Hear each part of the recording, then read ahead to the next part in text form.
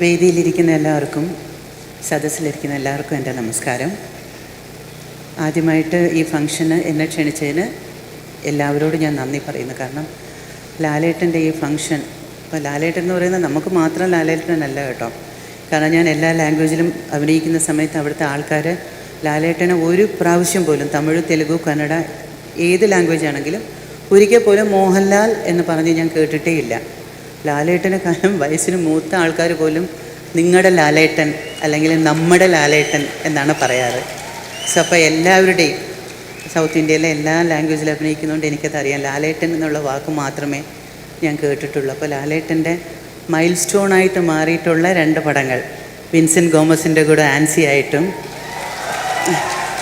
സാഗർ ഏലിയാസ് ജാക്കിയുടെ കൂടെ അശ്വതി വർമ്മയായിട്ടും അഭിനയിക്കാൻ കഴിഞ്ഞ എനിക്ക് ഈ ഫംഗ്ഷന് വരാൻ പറ്റിയതിൽ എനിക്ക് വളരെ സന്തോഷമുണ്ട്. അതിൻ്റെ ഒരു ഡയറക്ടർ ദേ ഇവിടെ ഇരിക്കുന്നുണ്ട്, മധുചേട്ടൻ ഇവിടെ ഇരിക്കുന്നുണ്ട്. സോ അപ്പോൾ ലാലേട്ടൻ്റെ ഈ ഫംഗ്ഷൻ ഞാൻ അറ്റൻഡ് ചെയ്തില്ല എങ്കിൽ അതെനിക്കൊരു വലിയൊരു മിസ്സിങ് ആയിട്ട് ഫീൽ ചെയ്തിന്.